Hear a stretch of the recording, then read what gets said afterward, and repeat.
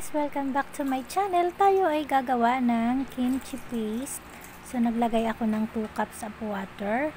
Tapos 2 kutsarang cornstarch kasi wala akong rice flour. Pwede naman rice flour. 2 kutsara ang ilalagay ko at halo-haloin lang natin siyang mabuti. Opo, halo-haloin natin siya para hindi mamuo-muo. Ang next, naglagay ako ng 3 kutsarang asukal. Tapos i-mix siya ulit. At halo-haloin maigi. So ayan, kumukulo na siya. Pinakuluan ko siya ng mahinang apoy lamang po para hindi siya mamuo-muo. So ayan, kung makikita nyo, nagiging sticky na po siya. So ayan, shout out sa iyo, Anime World D222. Shout out.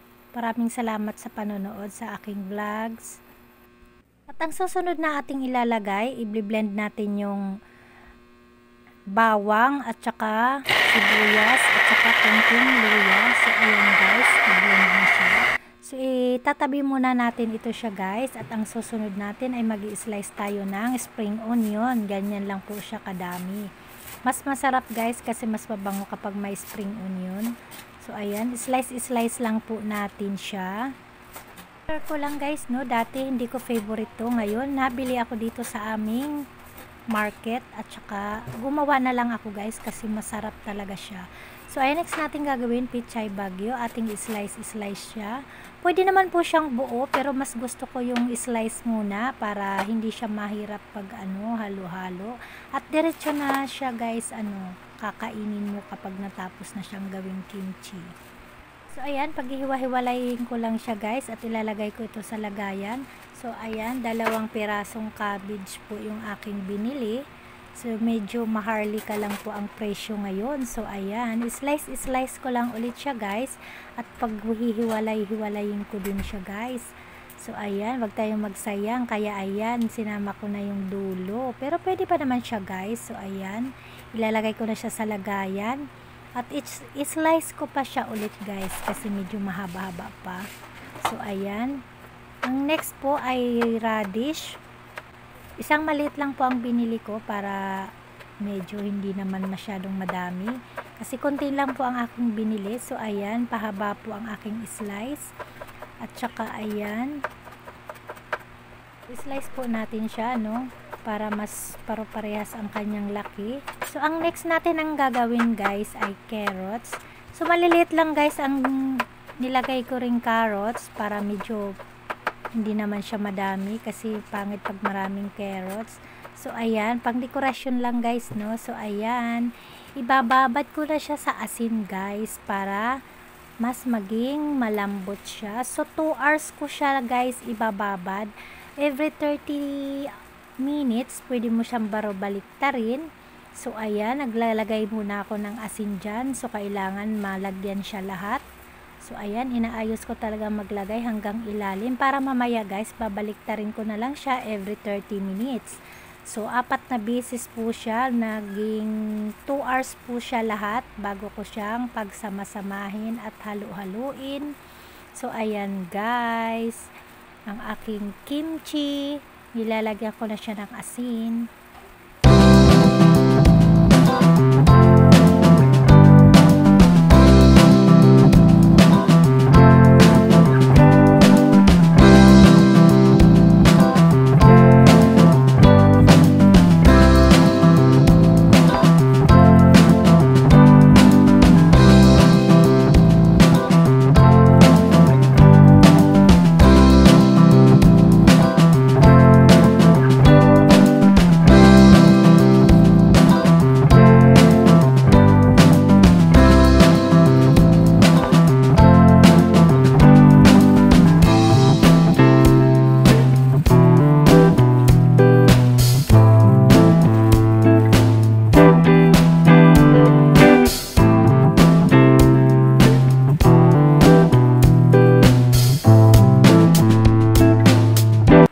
Guys, nilagyan ko na siya ng asin at ilalagay ko na siya sa tabi. So ayan, after 30 minutes guys.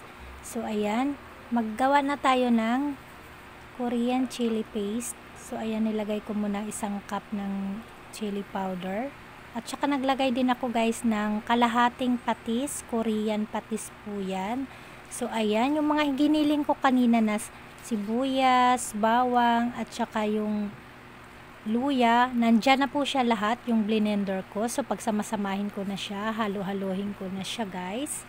So ayan, medyo malagkit-lagkit na siya. So ito, itatabi ko muna siya guys para mamaya pag naging okay na yung aking binabad na cabbage. So ayan, okay na po yung lasa niya. So ayan, hinahalo-halo ko lang siya. So ayan, napakabango niya guys. Ang ganda tingnan. So ayan guys, after 2 hours, so maganda na siya tingnan. So babalik ta rin ko lang siya guys. So ayan.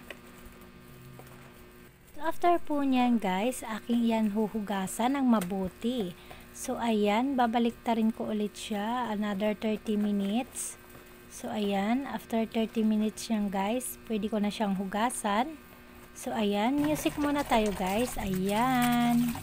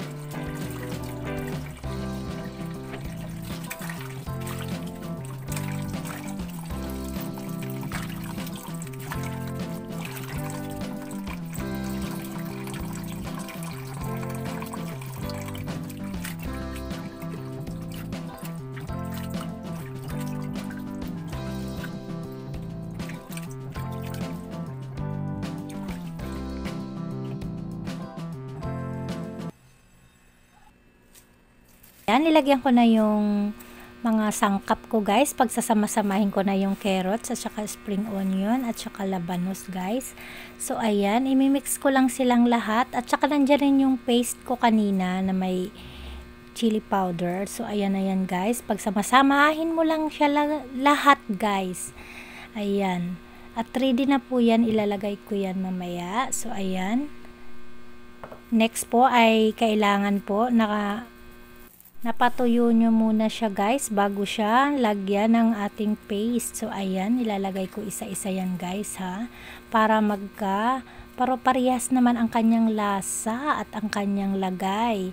So ayan, isa-isa ko talagang nilalagay yan guys para mas masarap, mas malinamnam guys.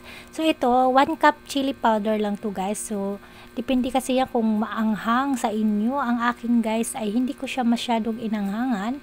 Pero kung gusto nyo guys, 2 cups chili powder. Nasa inyo naman yun guys. So ayan.